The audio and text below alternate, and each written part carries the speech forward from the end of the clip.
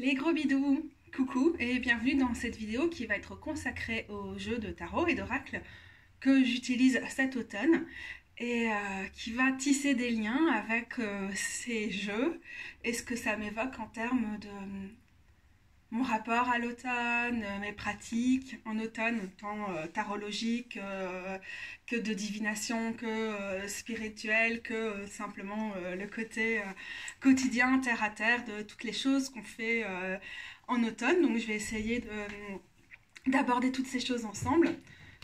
J'adore l'automne et donc je suis globalement année après année très inspirée par les vidéos qui parlent des tarots d'automne et qui permettent aux personnes de revenir sur ce qu'elles mettent dedans. Je suis désolée, j'ai un chaton pour le moins déchaîné qui joue tout près. J'espère qu'elle ne va pas faire tomber mon téléphone. Oui, ben non, cette fois tu vas pas dire bonjour. Les gens t'ont déjà vu quand tu étais toute petite. Toi t'as oublié, mais pas les gens. Si vous l'avez vu dans les trucs de questions-réponses, c'est toujours la même. Mais elle a toujours pas de nom définitif, ceci dit, parce que ce chat a beaucoup de caractère et ne supporte pas qu'on lui trouve un nom. donc voilà, il y a déjà toutes ces influences-là. Et cette année, j'étais particulièrement sensible aux vidéos de Phronesis sur IGTV et à celles de Valil et Lantari sur YouTube. Donc je vais mettre les liens de tout ce que je mentionne, que ce soit les chaînes, les gens et les tarots en dessous. Qu'est-ce que tu fais? Ah oui, j'ai mis une plante en plus pour que ce soit joli pour la vidéo. Je m'inscris un peu là-dedans cette année parce que ce que j'ai aimé dans ces vidéos, même si je ne les ai pas regardées intégralement parce que je suis un peu en mode ermite par rapport au réseau et à toutes les informations en cours, je suis beaucoup dans les informations. La Gémeaux est dans la place, mais je suis beaucoup dans des podcasts, dans des livres et tout qui sont plus anciens et dont je pense discuter si on en a le temps et si j'en ai encore les cuillères en fin de vidéo. Donc ce que j'ai aimé particulièrement dans ces vidéos-là, c'était qu'elles faisaient les liens entre les tarots utilisés et les pratiques qui allaient avec. Ce sont deux personnes qui sont toujours très très soucieuses en fait d'expliquer ça, d'expliquer leur démarche.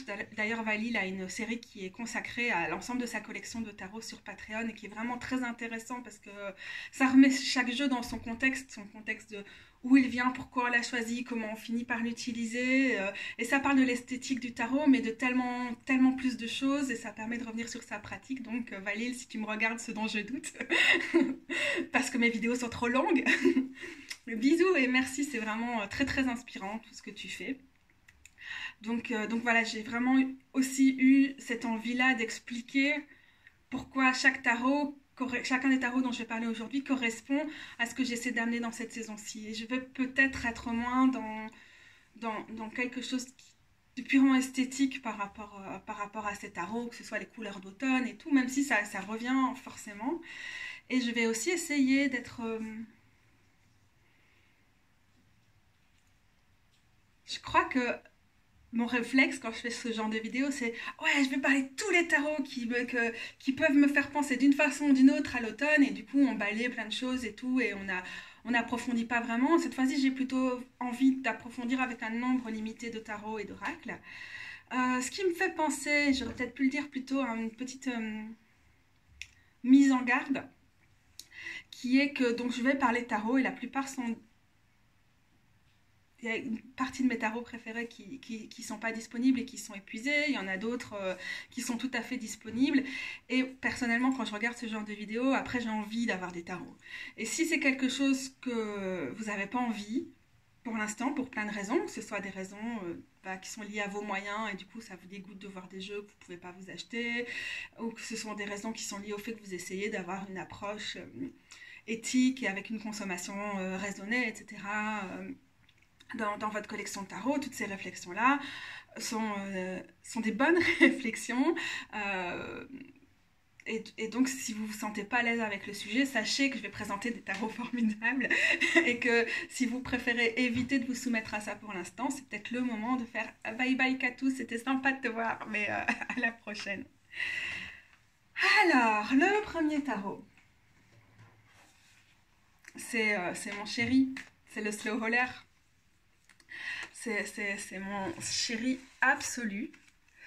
J'en ai parlé plein de fois, donc je ne vais pas refaire sa présentation parce que les personnes qui regardent beaucoup de mes vidéos vont se dire vraiment je radote. Euh, En fait, c'est intéressant déjà de relever un point, c'est que même si c'est chouette d'adapter les tarots qu'on utilise le plus en fonction de la saison et tout, c'est chouette d'avoir plein de tarots. Pour moi, c'est très important dans mon apprentissage, dans ce que j'ai envie de communiquer, dans toutes mes séries de vidéos, d'articles, etc., qui sont des séries qui décryptent des cartes de tarot, qui comparent des cartes de tarot, etc.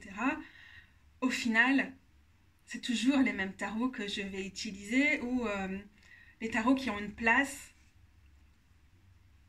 près de moi tout le temps en fait, qui vont toujours être près de mon hôtel ou avec lesquels je vais sortir et tout ça. Au final, il y en a 3, 4, 5 et le slow roller va forcément revenir parce qu'il fait partie de mes chouchous avec, vous le savez, le Théa Tarot et le Next World Tarot, le tarot de la dévotion, qui est un oracle dont on va parler aujourd'hui parce qu'il s'est vraiment fait cette place-là dans ma pratique. Je regarde un peu mes tarots, mais au final, ça se réduit à ça. Et même quand je tire les cartes pour des gens, ce que je ne fais pas en ce moment, c'est mes go-to, quoi. C'est les jeux vers lesquels je vais forcément aller. C'est ceux qui sont utiles tout le temps, qui parlent tout le temps, qui matchent. Avec qui ça match. Putain, j'ai jamais utilisé Tinder et tout, mais je parle comme ça maintenant quand même. Ça match. Ouais, je sais, je suis un peu vieille et démodée, mais bon. Ça arrive. Alors, du coup, on a la visionnaire, la visionnaire de vase, qui est l'équivalent de le roi de reine de coupe, qui est très approprié, je trouve, pour cette saison. Très, très approprié ici. Il y a le côté évident que la palette de couleurs de ce tarot qui compte plus de 30-40 artistes au niveau de sa création est vraiment très approprié pour la saison, avec, je sais pas si ça passe, mais des dorés qui sont extraordinaires. C'est ce rouge, on a un peu toute la palette de la putréfaction des feuilles et tout qui sont là. On a un côté de saison, mais qui est d'une évidence, euh, qui n'a pas besoin d'être explicité en un sens. Mais il y a aussi autre chose qui m'a frappée chez lui cette année, qui fait qu'on est particulièrement connectés, qui est que je me suis inscrite quelque part en septembre à un cours qui commençait à la toute fin septembre. C'est un cours de Lindsay Mack, dont je parle souvent parce que ces podcasts inspirent beaucoup ma façon de voir le tarot. Enfin, je l'ai découvert assez récemment, je l'ai découvert au printemps passé, mais ça m'inspire beaucoup et ça m'inspire aussi dans ma façon d'essayer de transmettre sur le tarot. Je vais vraiment pas du tout être d'accord avec tout ce que Lindsay va expliquer par rapport aux cartes de tarot et tout, mais elle a quelque chose dans son approche qui est tellement unique, qui nécessite vraiment d'avoir une véritable relation personnelle avec les cartes, de vraiment se laisser le temps, de les comprendre, de communiquer avec elles, de canaliser ce que les cartes ont à dire et puis de le transmettre tout en ayant une attention à la justice sociale qui est vraiment très puissante. Voilà, donc c'est vraiment une personne qui m'a inspirée et quand elle a sorti un cours qui s'appelait Heart of Service, art comme le cœur et de service comme le service, j'étais vraiment genre waouh, trop cool, trop formidable. Je me suis inscrite et j'ai un peu tout mis en stand-by pour être à fond dans ce cours-là.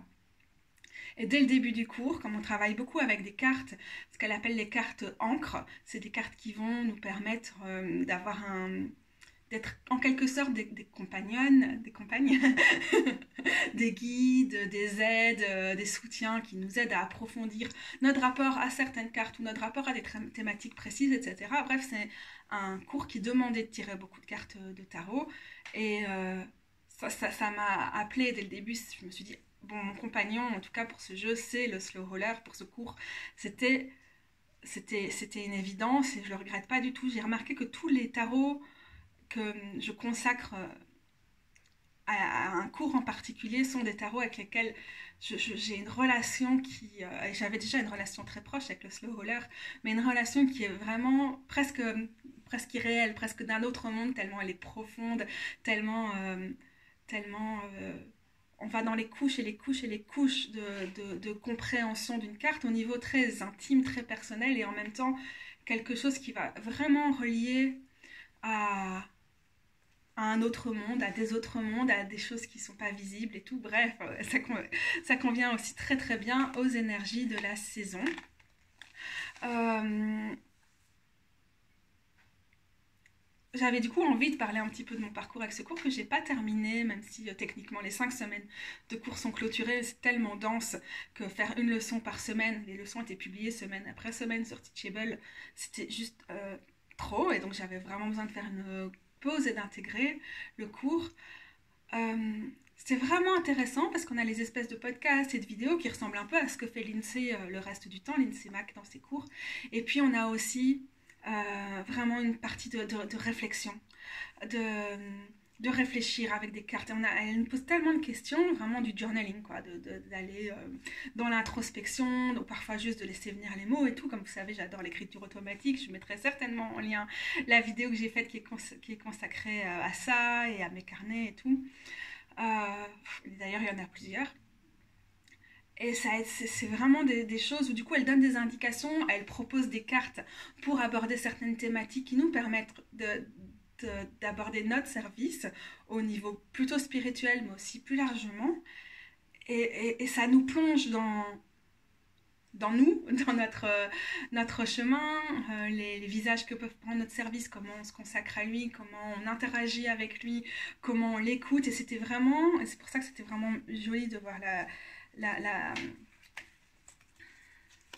la visionnaire de coupe de vase qui est sortie. C'était vraiment une immersion, une expérience de la réceptivité, je ne vais pas la trouver, hein, mais qui était tellement intense et belle. Voilà, j'ai pas terminé, je suis contente d'avoir fait une pause, mais de voir cette aventure avec le tarot et aussi de vivre cette aventure avec ce tarot aussi, et aussi d'avoir la chance de faire cette aventure qui, on appelle ça un cours, mais en vrai c'est tellement pas un cours, c'est vraiment, on a quelqu'un qui sert de guide pour nous donner des balises, ça et là, des éléments sur sa façon de voir les choses et tout, et puis qui nous invite vraiment à réfléchir à comment nous on fait ce travail, qu'est-ce qu'on veut offrir au monde, comment ça peut se déployer. Elle travaille avec une vision en spirale du travail spirituel, du service, de la dévotion et tout, de la vie en général d'ailleurs, qui est vraiment très intéressante. Et ces quelques petits éléments te permettent en réalité d'aller vraiment chercher dans toi-même, quoi, parce que c'est juste comme des panneaux, des informations, et puis après on prend la route, le chemin seul avec ça, et ça a été d'une clarté comme chemin pour moi ces dernières semaines qui a été vraiment intéressante. Donc je vous conseille de suivre son travail si vous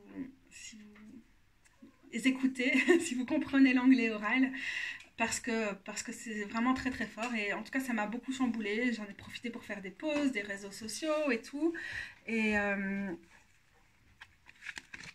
ça m'a nourri incroyablement. Ça me permet de chercher ma route, ma voie, avec un E et avec un X. Et c'était vraiment une expérience qui était très, très, très, très, très, très cool. Donc voilà, j'avais mis quelques cartes comme ça, parce que je me suis dit que ça permet de faire peut-être la mise au point plus facilement. Donc le slow roller. Le fait m'avoir accompagné si bien à travers ce mois et demi d'automne, à travers ce cours, cette exploration de moi, cette exploration de ce que j'ai à offrir au monde et tout, ça a été tellement parfait que, bah oui mon chat, que ce tarot d'automne est plus que jamais un tarot d'automne pour moi. Fais pas de bêtises le chat. Tout ça pour dire qu'avec le slow roller, on est dans quelque chose de très commun finalement dans les visions païennes, sorcières, etc., contemporaines de cette saison, qui sont, c'est une période d'introspection, de calme, de revenir sur soi, ou d'être plutôt en contact avec... comme on dit, hein, on est à la période de Samhain, qu'est-ce qui est derrière le voile? Alors c'est une figure de style pour dire que ce qui se passe entre les mondes est plus poreux, qu'il y a plus moyen d'avoir accès à l'invisible, à tout ce qui est autour. Ça vous parle ou ça vous parle pas, mais c'est vrai que moi ça me parle beaucoup. J'ai vraiment beaucoup aimé utiliser ce tarot et cette saison pour cette introspection profonde, surtout dans ces temps qui sont au niveau du macrocosme super difficile. Le Magical Dogs Tarot. Alors là, je fais un peu une exception à ma règle qui est, j'essaie de ne présenter, de ne faire que des reviews, que de tarots qui sont indépendants ou auto-publiés. Et le chat. Mais c'est pas une review, je vais juste vous parler en vitesse de ce tarot et de son utilisation en automne. Que le Magical Dogs Tarot, ça vous fera peut-être penser au Mystical Cats, qui est fait par la même dessinatrice, mais une autre autrice. Et c'est pas un US Game, c'est un Llewellyn. Et du coup, on a une bonne qualité de tarot mainstream, mass market, avec un bas prix et une super qualité de tarot, quoi. Faut le dire comme c'est. Avec un aussi super bon livre qui fait penser à celui du tarot des chats mystiques. Avec, je fais tomber ma lune, avec beaucoup de détails, d'informations, etc. Je réfléchissais en préparant dans ma tête un peu ce que j'allais dire aujourd'hui. Qu'est-ce qui fait que ce tarot, si en particulier, m'attire en automne? D'ailleurs, j'en ai fait l'acquisition déjà en automne l'année passée. Et c'est vrai qu'il me parle vraiment incroyablement de cette saison-ci. Et en fait, à la réflexion, c'est devenu vraiment une évidence. Bien sûr, j'aime les chiens, et donc ce tarot me parle. Et quand on pense à cette période sombre de l'année, puisque l'automne commence avec l'équinoxe, au moment où la longueur de... en fait, le soleil est visible au-dessus de l'horizon pendant 12 heures, et puis il est invisible pendant 12 heures, et donc, en gros, on a le jour et la nuit font la même durée à partir de l'équinoxe. Et donc, souvent, dans les milieux païens, tout ce qui est lié aux questions spirituelles, polythéistes et tout ça, on pense à cette période comme la période où on va dans les souterrains de l'autre monde, on va dans les cavernes, les grottes, tous ces symboles qui, historiquement et maintenant encore, dans nos milieux, symbolisent l'accès à l'autre monde, l'accès aux autres mondes, l'accès aux enfers. Voilà. Et les arbres aussi peuvent jouer ce rôle, et vous verrez qu'on voit aussi les arbres. Bon, ça c'est un peu évident dans cette version parce que c'est le pendu.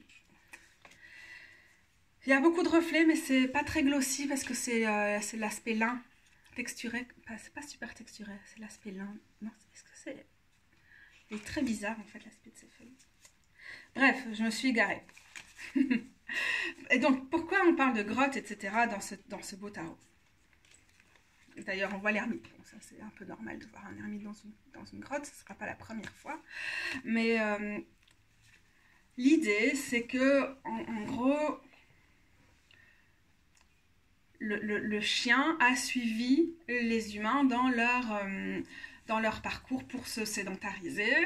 Et être sur la voie en termes d'évolution du mode de vie qu'on a maintenant. Donc c'est un tarot qui se concentre sur ces périodes préhistoriques de l'époque où les chiens et les humains ont en fait commencé leur parcours ensemble. Alors il y a quelques références à des loups et à des chiens non domestiqués, mais en fait ça nous ramène vraiment à l'histoire de la domestication.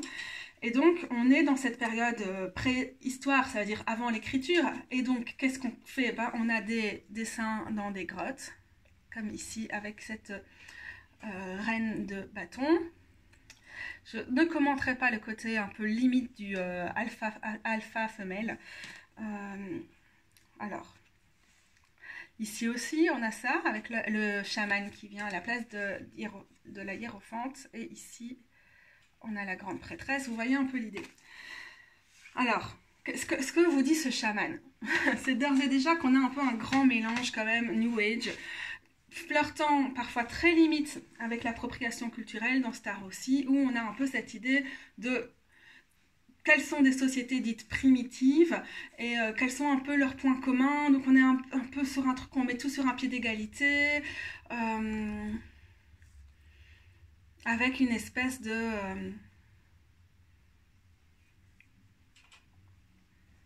ça va un peu avec les théories de avant, on était plus instinctif, on travaillait avec la partie machin de notre cerveau, blabla. Et maintenant, enfin, ce qui vient souvent un peu à faire, ah, c'était mieux avant. La tentation, la nostalgie dans les milieux païens, etc., qui après nous empêche souvent d'être actifs contre les injustices dans le monde tel qu'il est aujourd'hui et qui peut nous mener parfois à adopter la fuite comme stratégie plutôt que d'autres choses. Mais malgré tout, c'est un peu implicite parfois dans ce tarot-là, mais c'est pas si présent que ça. On a vraiment cette idée d'être dans la préhistoire et qu'il y a quelque chose qui est très rêvé là-dedans, qui est très idéalisé, un peu mystifié, un peu limite. Et puis en même temps, on a quand même quelque chose qui fonctionne. On a les représentations de divers types de culture humaine et tout. On a des beaux menhirs ici. Pierre, dolmen, machin, truc. C'est tombé derrière le radiateur. Je le récupérerai après. Voilà, alors là on a une espèce de... c'est tombé. de huttes, d'habitations faites de paille et tout. Donc ça nous rappelle vraiment la sédentarisation, le moment où on avait des habitations qui n'étaient pas forcément faites en pierre et en durable. Tiens, je cherche un truc où on voit un peu des motifs d'habitation.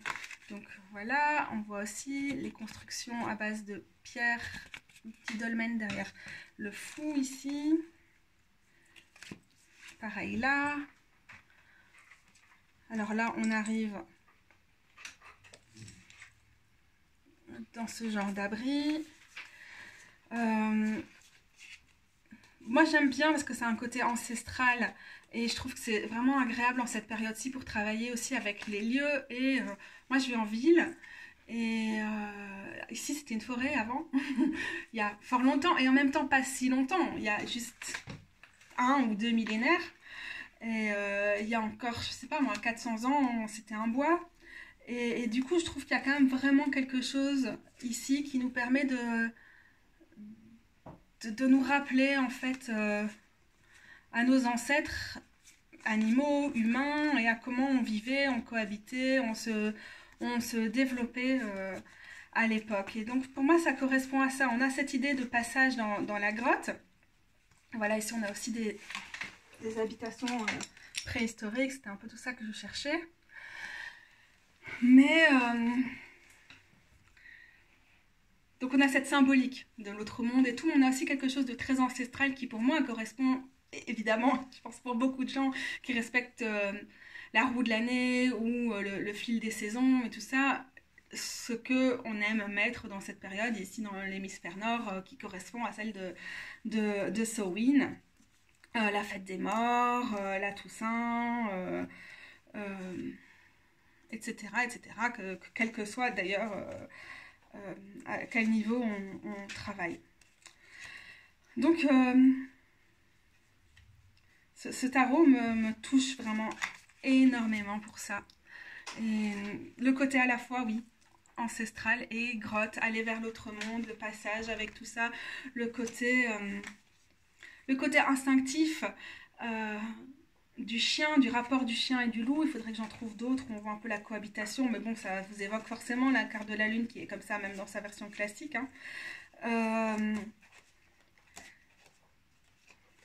Voilà, là on a des chiens, sur la carte du jugement qui est l'appel ici, on a des chiens type Jack Russell Golden, berger allemand, espagnol, qui sont en train d'écouter l'appel du loup.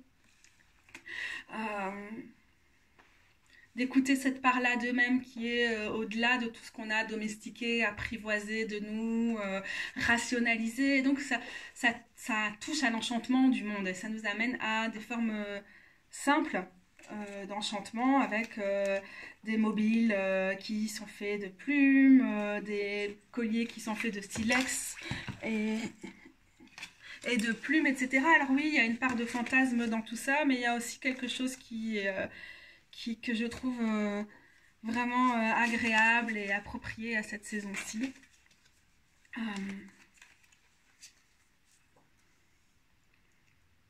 Ouais, ça me donne envie d'aller dehors, de profiter de la saison et tout et tout. J'arrête parce que je sens que j'ai du mal à exprimer à quel point ce tarot me touche très précisément.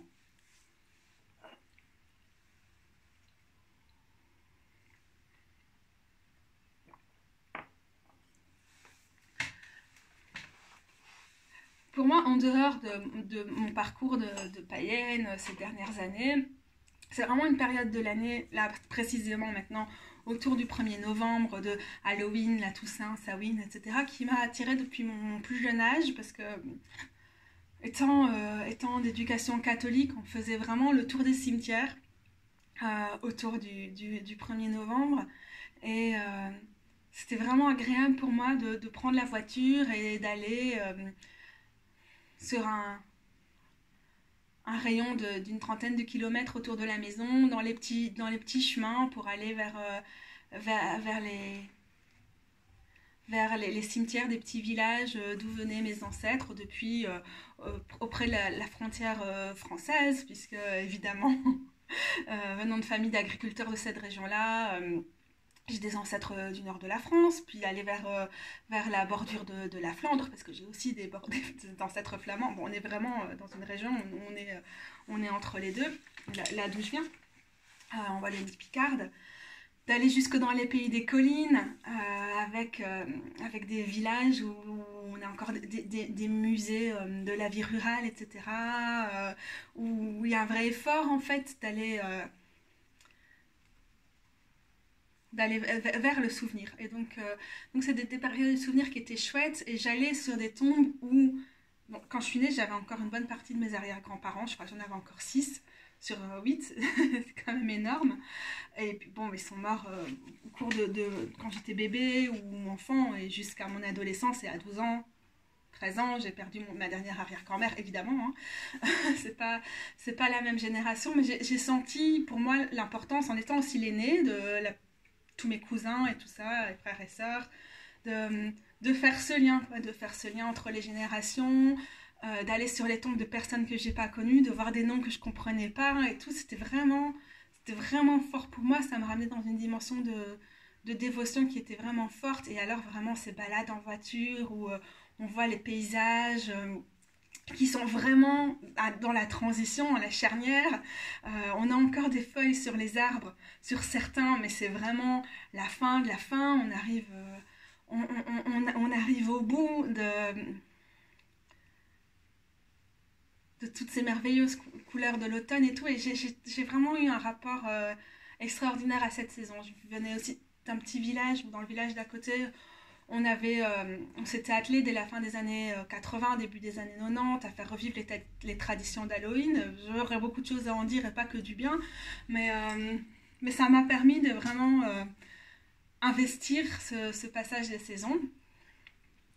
Et puis au fil du temps, j'ai aussi compris, j'ai beaucoup souffert de dépression saisonnière, en particulier plutôt vers janvier, février, quand le fait que les jours sont courts, et même s'ils ont commencé à rallonger avec le solstice d'hiver, on n'en voit pas la fin, ça m'affecte beaucoup.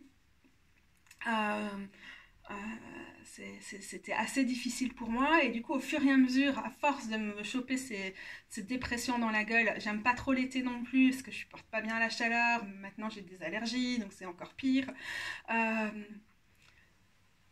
Du coup cette période d'entre-deux que sont le printemps et l'automne, mais surtout l'automne, avec les années, j'ai tellement appris à aimer ça, parce que j'avais l'impression que je vais prendre toute la lumière du monde, toutes ces couleurs des énergies de tout ce qui tombe, de tout ce qui meurt, parce que je sentais tellement cette mort en moi, quoi, ce truc qui allait s'animer, qu'après il ferait tellement sombre et ça allait être dur.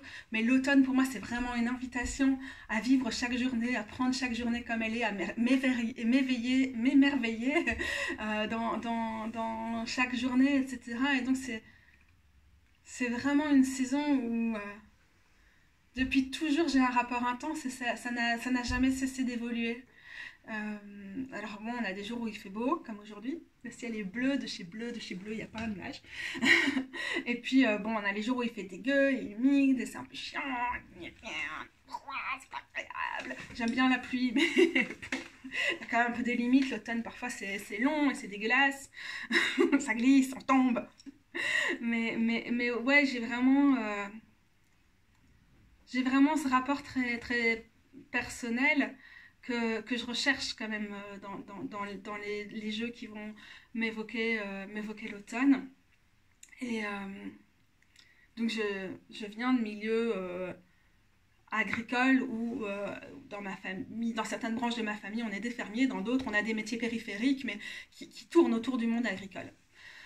Et du coup, c'est vrai que pour moi, la roue de l'année contemporaine, il y a des trucs qui fonctionnent, d'autres qui ne fonctionnent pas, mais vraiment ce rythme des célébrations, des saisons, ça fonctionne parce que le fait qu'on fête Lunasa, la masse, quel que soit le nom qu'on lui donne, et en utilisant les pincettes qu'il faut, ce que je ne vais pas faire ici, donc je vais rester un peu vague. Autour du 31 juillet, c'est le premier sabbat des récoltes. Bien sûr, c'était toujours la période où on récoltait le blé, et puis bon, après on arrive autour de l'équinoxe et on a les pommes de terre, on a les betteraves, les chicorées dans ma région, etc. Donc j'ai vraiment toujours senti ça très très fort. On a aussi les pommes, parce que j'ai aussi grandi avec ces récoltes-là.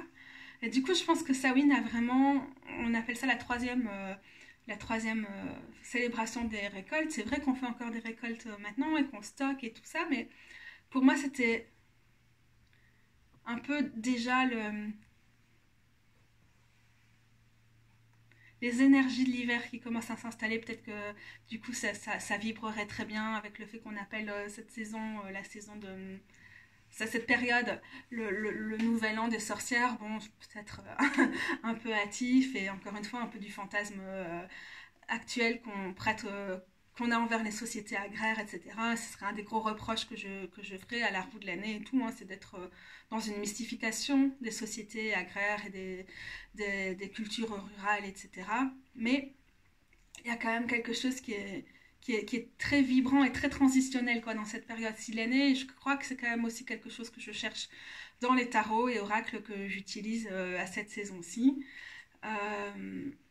Encore 6 semaines pour que les jours raccourcissent et puis on arrive au solstice d'hiver et ok, il fait très sombre, mais les jours commencent quand même à rallonger, on a plus de luminosité même si on le voit pas tout de suite, on met les lumières dans la vie et tout, et ça me fait évidemment, donc j'adore la période, visuellement la période de Noël, et donc ça me fait directement penser à l'autre oracle dont j'allais parler, le premier oracle de la série qui est le tarot de la dévotion. Donc j'ai déjà fait une review, je mettrai le lien en dessous.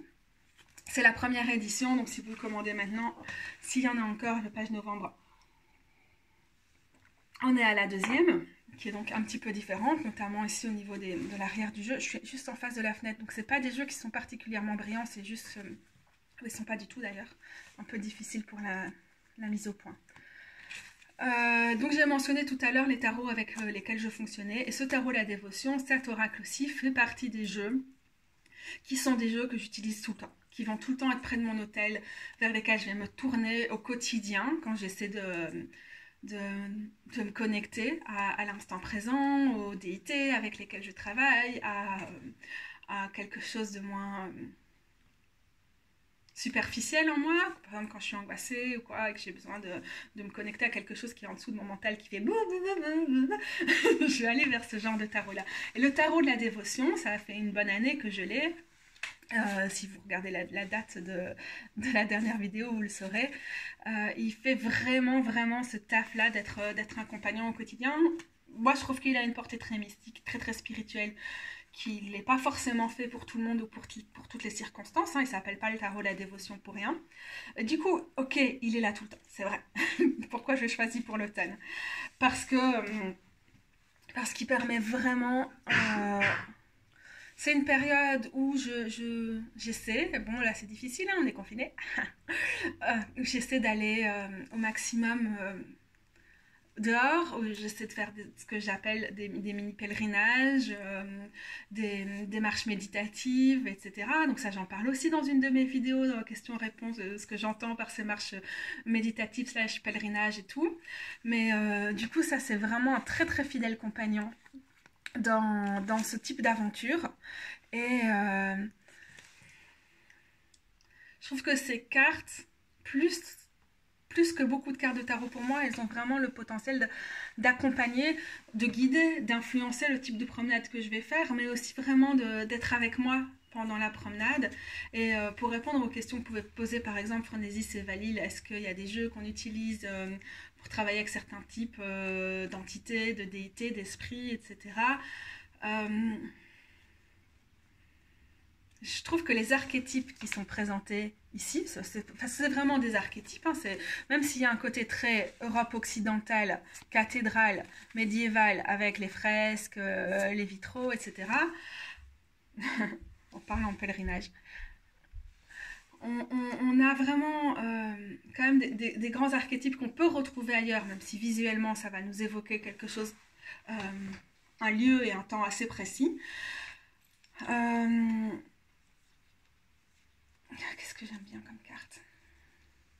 Enfin, c'est marrant, il y a plein de cartes dedans que j'ai jamais tirées. Alors que je l'utilise super souvent. J'adore la transformation en parlant de cette période de l'année. J'avais vraiment envie d'insister sur le scorpion. Ouais, j'ai perdu le fil, mais pourquoi? Parce que je voulais dire quoi? Qu'il a des figures qui sont très générales, qui fonctionnent comme vraiment des formes, des patrons, et qu'après on peut coller. Ça nous permet de coller avec les énergies d'un lieu,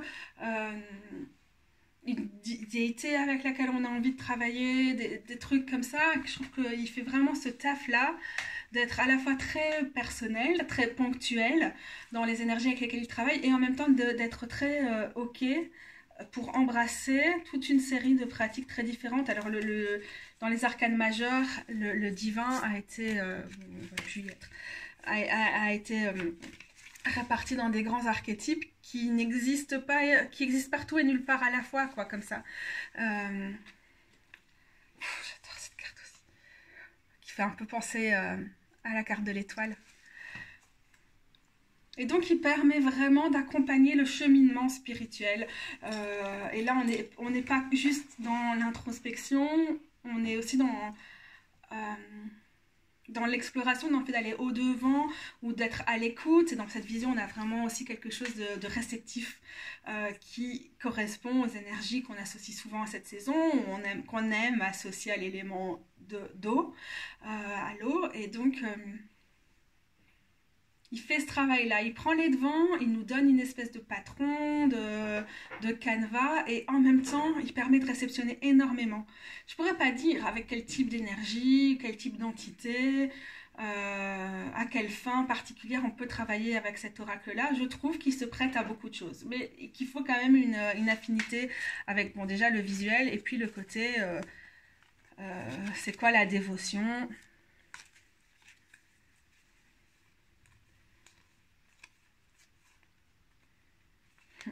Celle-là, je l'adore aussi d'ailleurs en parlant de cette saison. Et cette puissance, on a une sorcière qui vole, parce qu'on est dans les mineurs, les arcanes mineurs des sorcières, qui est également énormément de saison. La période des sorcières, ça oui. Je vais mettre sur pause parce que pour passer au prochain tarot, j'ai besoin d'aller les rassembler derrière moi. Donc là, je viens vraiment de vous parler des tarots que j'utilise cette année. Donc on n'était pas sur la pure théorie du pur oui on pourrait utiliser celui-là et tout, c'est vraiment ceux qui sont d'actualité pour l'instant. Dans les autres, il y en a qui sont plus ou moins d'actualité, il y en a d'autres que j'utilise les autres années, que j'ai pas encore trop sorti cette année-ci ni rien, mais je vous les sors un peu pour inspiration. Et j'en parle aussi, juste, je vais pas forcément tous les sortir. J'avais commencé par noter le Spolia Tarot, la boîte est vide. Je vais vraiment pas trop en parler parce que j'ai fait des raccords, j'ai cassé le truc. Parce que j'en ai parlé dans une de mes vidéos précédentes. Je sais plus de quoi je parlais, mais je mettrai le lien de la vidéo. Je l'utilise quand même encore pas mal depuis que je l'ai reçu. Donc c'est aussi un tarot qui est épuisé. C'est parce qu'il a un côté très mystique, tout simplement. Je pense qu'il me parle vraiment beaucoup de cette saison. Voilà, les 90 cartes, c'est peu maniable. Et alors, j'y pensais aussi en préparant. Je me disais, qu'est-ce que j'aime tellement dans cette saison, dans ce type de tarot collage pour la saison aussi, c'est que les collages, ça me fait vraiment super fort penser aux feuilles mortes, à cette espèce de camailleux, d'iridescence, de bricolage, de mosaïques, de couleurs qu'on trouve en automne, qui ont un côté aussi très éphémère, mais qui peuvent très bien convenir aussi à certaines pratiques de collage. Ah, voilà, j'en avais mis quelques-unes derrière moi. Allez, viens, chou.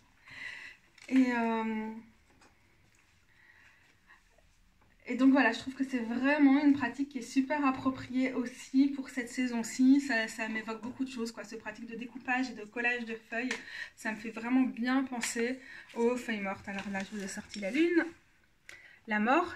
Quand j'ai commencé à préparer, je me suis dit, oh, je sortirais bien la mort dans chacun des jeux, comme on est en plein dans la période du scorpion, et que c'est du coup notre carte astrologique du moment. Et là, c'est la carte du scorpion, du coup. Chose que je n'ai pas faite. Mais voilà, le mysticisme de ce tarot, de même que cet aspect collage, pour l'instant, fait qu'il reste quand même dans le top des tarots que je vais utiliser pour cette saison-ci. Et donc, mon amoureuse, Rose Butch, ici présente, qui est en train de coudre là derrière, est en train de me faire des super beaux sacs à tarot. Donc, je suis grave contente parce qu'il ne tenait pas très bien, il est trop lourd dans sa caisse, dans son petit carton, ce tarot-ci. Et en plus, elle en a fait un bien grand parce qu'il est un peu hors format, malheureusement. Mais voilà, vous pouvez aller checker son travail sur sa page Instagram, Rose Butch. Je mettrai le lien en dessous. Je fais ça bien, Nior? Ouais. Elle est contente? Contente? Moyen, ok, d'accord. Cool. On fera un autre truc sur ton travail. Alors, l'oracle de la déesse sombre, je ne l'ai pas encore utilisé particulièrement cette année-ci, mais il convient vraiment bien parce qu'il nous permet d'explorer à la fois des archétypes et des divinités. On peut l'utiliser, je trouve, dans les deux sens. Comme, bon, là on est vraiment dans des archétypes pop culture avec les personnages de Buffy. Là, voilà, on est dans les divinités avec Hera. Et en même temps, les titres sont toujours un peu plus génériques, non pas génériques, généraux, ce qui nous permet de nous identifier à la fois à des archétypes en mode comme si on composait une histoire ou un conte de fées ou quelque chose comme ça. Bon, là on a précisément Samael, mais au féminin.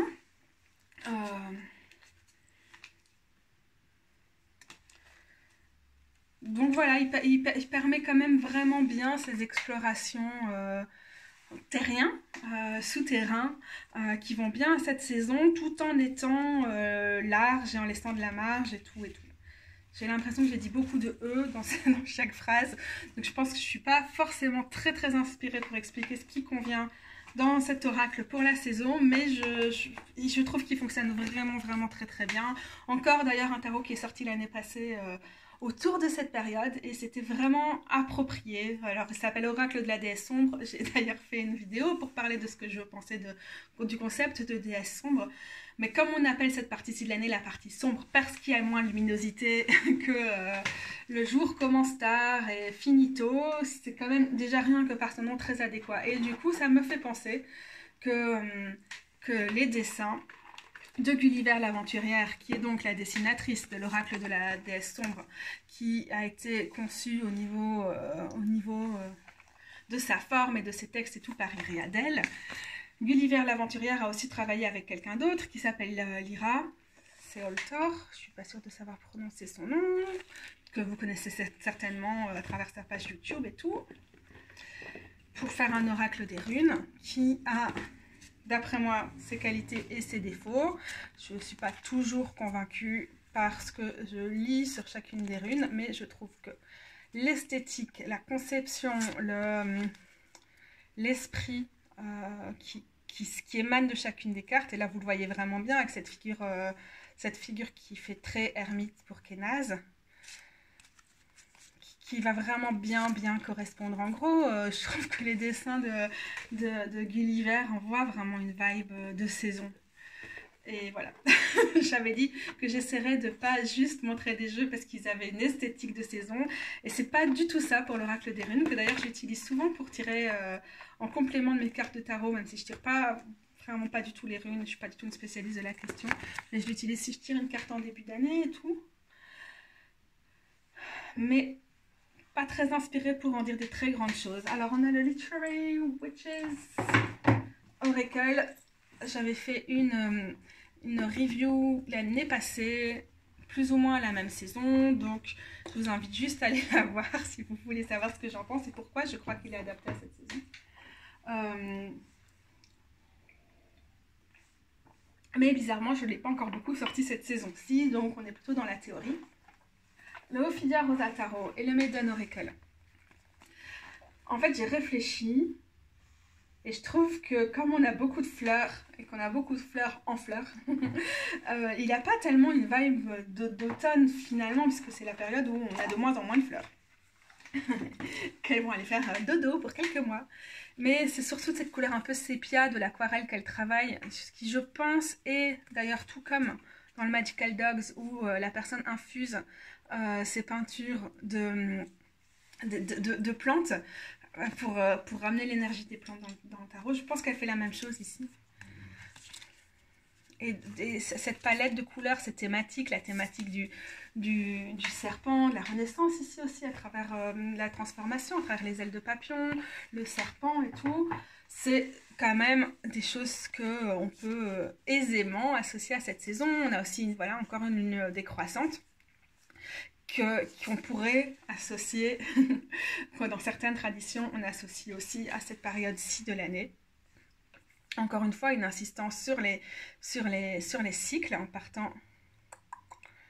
Ouais, du coup, on part de la lune qui décroît vers la lune sombre. Et puis ici, on est dans le sens de la nouvelle lune vers la pleine lune. Mais on n'arrive pas à la pleine lune, on insiste vraiment sur les périodes de transformation de la lune. Et donc, on a quand même ces symboles ici qui reviennent avec l'impératrice de Grenade et tout ça, qui sont associés, encore une lune, qui sont associés mine de rien à cette saison-ci, avec notamment les mythes de Perséphone et tout. Voilà, des champignons quand même beaucoup dans les pentacles, qui vont beaucoup nous faire penser à la saison. Alors, il est super chiant à mélanger, est-ce que les cartes collent? On a aussi certaines plantes qu'on va avoir tendance à voir encore en automne. Les fleurs qu'on fait sécher. Voilà. Pour moi, il me renvoie ça visuellement et en même temps au final. Est-ce que je ne l'utilise pas plus en été? Si je l'utilise, alors c'est sur la période des équinoxes en fait, et des solstices. Et peut-être pas vraiment entre. Je ne vais pas rentrer dans des grandes considérations sur les moments liminaux entre deux saisons qui marquent la fin d'une saison et l'entrée dans une autre au niveau d'une année, parce que sinon on est vraiment parti pour des heures. Alors, l'oracle Oracle of Oddities et le Antique Anatomy Tarot qui a été publié en français, si vous vous souvenez bien, sur le nom Tarot du bien-être, un truc pareil. Bel échec franchement d'avoir donné ce nom à Tarot. Ah, vraiment cette vibe avec ses squelettes et ses morts et tout ça qui correspond très très bien à cette période-ci de l'année. Mais je vous avoue que c'est un tarot un oracle que je n'utilise plus forcément beaucoup en ce moment. C'est pas forcément qu'on est fâché. Enfin, le tarot n'a jamais trop fonctionné ensemble, mais l'oracle, c'est juste pas le moment pour nous. Tiens, je remets ça n'importe comment, hop. Ok, le Wooden Tarot, je vais pas le sortir parce que c'est une évidence. Donc le Wooden Tarot, le Earthbound Oracle, dans l'oracle qui va avec, et je l'ai mangé où? Et le Lenormand qui va avec aussi, ont très définitivement une vibe de saison. Mais vous connaissez, j'en parle déjà dans certaines de mes vidéos, je vais pas non plus reprendre le temps. La même chose, il va tomber de son sac. J'ai voulu changer le sac aujourd'hui, j'étais fort inspirée. Et alors, le Believe in Your Own Magic n'a rien, a priori, qui peut nous faire penser à l'automne. Et j'ai fait un unboxing où je fais quand même une review détaillée qui est dans mes IGTV, parce que j'avais fait un live sur Instagram pour ça. Donc je mettrai le lien, je ne vais vraiment pas rentrer dans les détails. En fait, ce qu'il y a, c'est que c'est un outil de narration et d'empowerment et de nous donner des points de réflexion que je trouve quand même vraiment profonds, mais en même temps en étant vraiment sur notre autonomisation. Nous poser comme des agents, des agentes de changement, des agents et des agentes de nos vies et tout ça. Et puis après, avec son côté très adolescent aussi, il a vraiment quelque chose qui, dans les périodes vraiment graves, difficiles qu'on traverse en ce moment, avec les tragédies du Covid, les confinements qui sont difficiles, et toutes les autres choses, la montée des complotismes, l'extrême droite qu'on a peut-être cru qui dormait un peu pendant le début de la vague de Covid, mais ne vous inquiétez pas, l'antifascisme a encore beaucoup de travail devant lui pour contrer tout ça. Bref, c'est difficile pour l'instant. Et cet oracle fait vraiment un bien fou dans ces périodes difficiles. Moi, je vais vraiment l'utiliser très facilement en carte de début de semaine ou carte du jour, quelque chose qui va vraiment m'inspirer, et ça fonctionne vraiment bien. Alors peut-être ça a l'air un peu de rien comme ça, ça fait très oracle pour ado, et ce qui est d'ailleurs très très bien. On avait besoin de ce genre de représentation quand on était ado. Ça nous a manqué, donc heureusement que ce soit à disposition maintenant pour d'autres. Mais non, il a une réelle profondeur, une réelle présence. Et il fait vraiment du bien, et il ne nous invite pas à juste ça va aller, t'inquiète pas. Non, il nous invite déjà à l'introspection, genre en mode il peut chambouler, et aussi, allez, là, regardez, l'escapiste, le fait de fuir la réalité, il nous demande de revenir à nous-mêmes. Donc il fait quand même vraiment du bien, il tape là où ça fait mal, avec une toute petite phrase dans le tarot. Dans le guide, enfin une petite phrase, un petit... Bon, pour les personnes qui ne peuvent pas aller sur Instagram, je vais remontrer ça en vitesse, petit paragraphe. Il nous invite quand même vraiment à aller loin, à se poser beaucoup de questions. Et alors, on a des cartes comme celle-ci. La protestation, la manifestation, commence une révolution. C'est pas du tout, ok, il fait du bien dans ces périodes-ci, mais il est vraiment chouette. Alors, peut-être il est un peu moral, en quelque sorte, un peu développement personnel, peut-être, ça dépend comment vous voulez l'utiliser. Moi, je trouve juste qu'il nous ramène dans le présent tout en ayant un imaginaire très, très complet, inspiré des contes de fées, des sorcières, avec aussi un univers marin, parce qu'il y a 3 séries différentes dans tout ça. Mais il nous soutient, en fait, c'est vraiment un compagnon, un guide qui est très très très très très bienvenu dans cette période-ci, avec quand même un effort, une réflexion sur la diversité des corps qui sont représentés. Voilà, alors il y a du coup des cartes qui sont vraiment très très touchantes, parce qu'on voit des personnes grosses représentées d'une façon très très peu commune. Je reviens pas non plus sur les détails, j'ai déjà fait. Allez, bon, les cartes sont trop grandes, hein, vous avez vu, je sais pas les manipuler. Mais ce qui est sympa, parce que du coup c'est pas vraiment destiné à faire des très gros tirages, c'est plutôt fait pour tirer des cartes qu'on va poser sur son hôtel ou sur son bureau. Du coup moi je travaille beaucoup en laissant des cartes sur mon bureau pendant une semaine par exemple, ou quelques jours, et donc on n'a pas besoin d'avoir des petites cartes. C'est au contraire vraiment très très bien qu'elle soit suffisamment grande pour ça. Mais donc la manipulation, si vous avez des mini-mains comme moi et de l'hyperlaxité comme moi, n'est pas aisé. Ok, 54 minutes. Ok, pourquoi pas. D'accord. Et du coup, j'en profite pour parler d'un tarot qui s'appelle le Fifth Spirit Tarot, 5e esprit Fifth Spirit Tarot, qui vient de sortir. Vous pouvez le commander aux États-Unis auprès de la personne qui le crée, qui s'appelle Charlie Claire Burgess, si je ne me trompe pas, mais je remettrai bien ça correctement en bas. Et le tarot va bientôt être disponible sur Little Red Tarot en Europe si vous préférez commander directement de l'Europe pour éviter les frais de douane et tout. Sachant que le no deal qui nous pend au nez fait qu'on ne sait pas très bien comment on se situe de ce côté-là.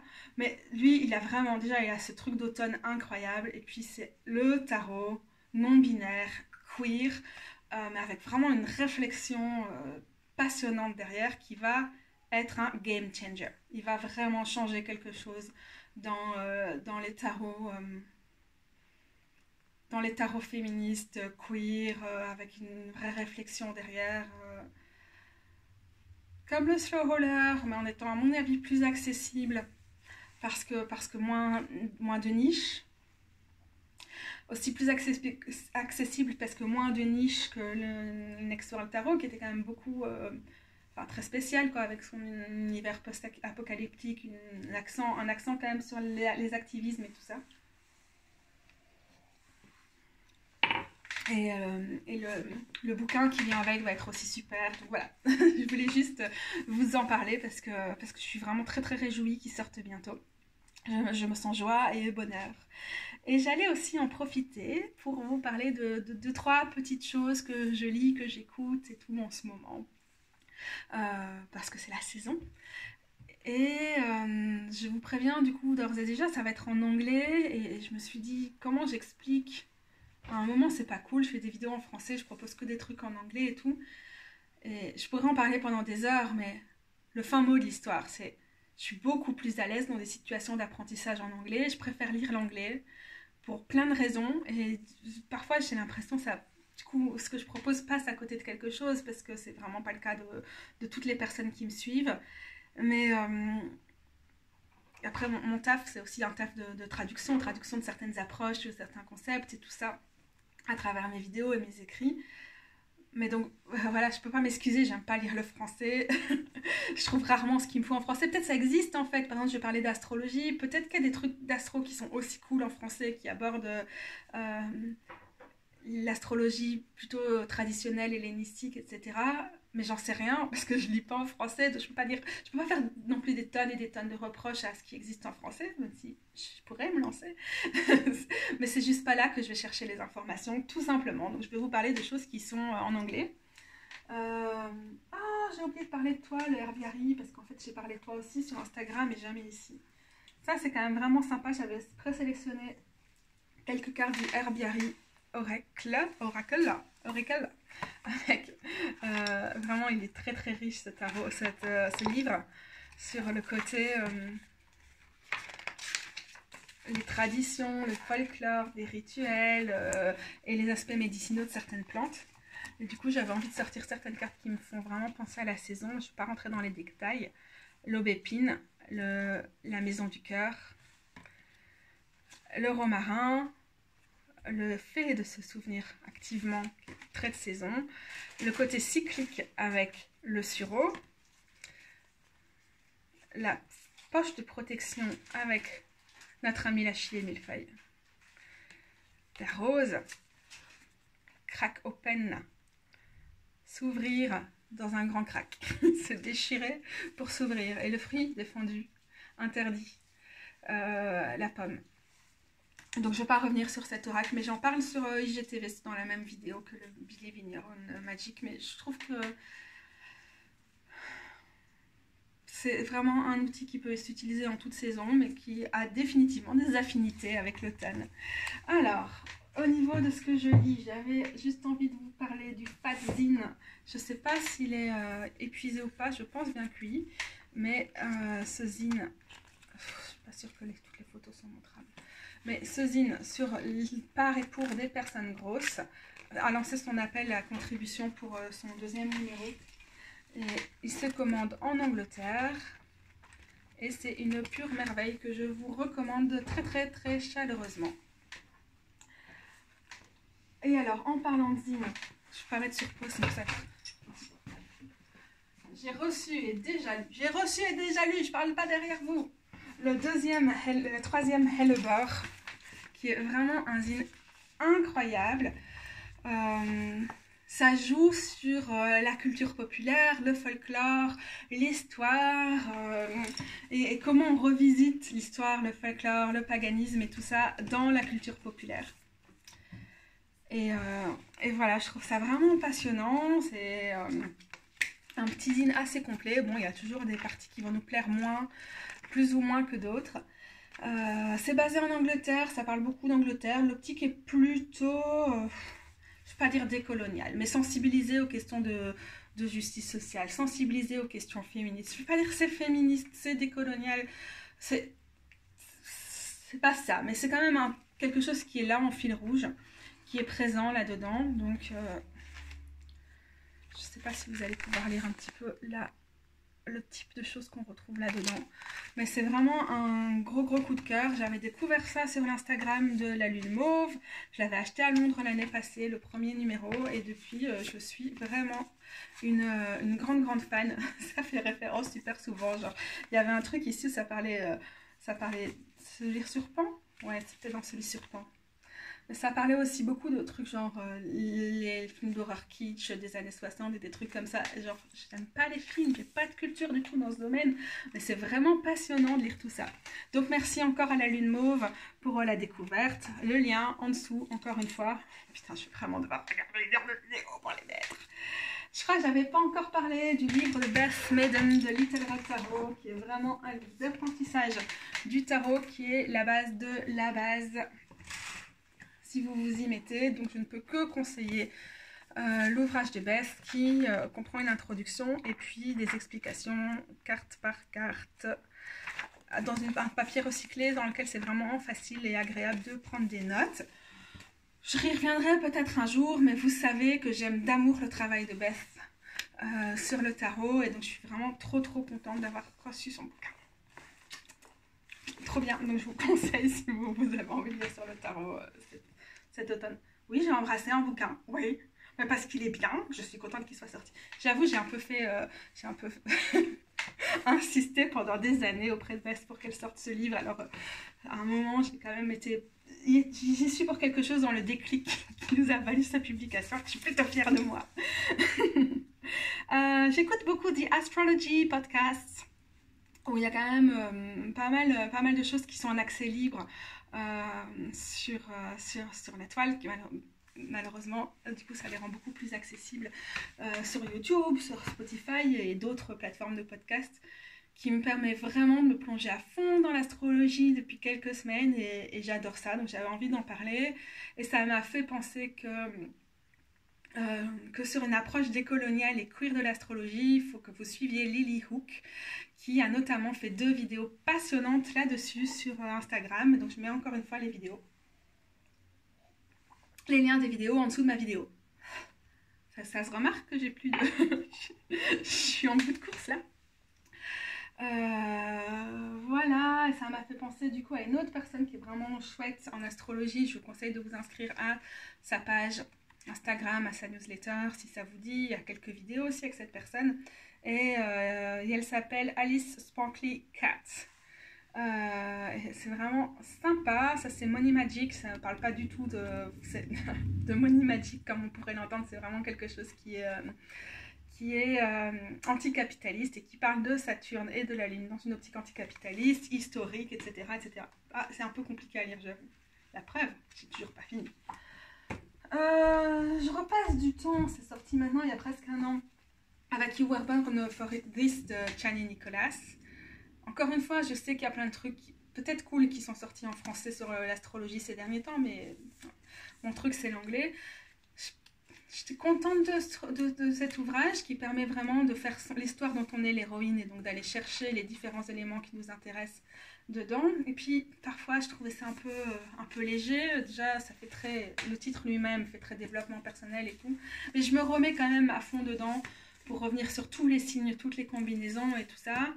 Et maintenant que je continue ma formation autodidacte en astrologie, tout mon parcours là-dessus, et que ça fait quand même quelques années que je me penche là-dessus, je commence à apprécier en fait l'accessibilité d'un tel ouvrage qui permet à chaque personne de retrouver facilement des informations pour lire un peu son propre thème et puis en même temps se renseigner sur l'astro. Donc j'avais quand même envie d'en parler en espérant que ce soit traduit, parce que j'ai vu que c'était traduit quand même dans quelques autres langues que l'anglais, donc peut-être un jour. Non, je vais pas sortir d'autres trucs pour l'instant. Bah non. Oui, j'avais encore noté d'autres trucs, mais est-ce que je suis fatiguée, que j'arrive plus à parler? Oui. Alors les gros bidous, à bientôt. Merci de m'avoir écouté. Si vous êtes encore là, vous êtes des winners.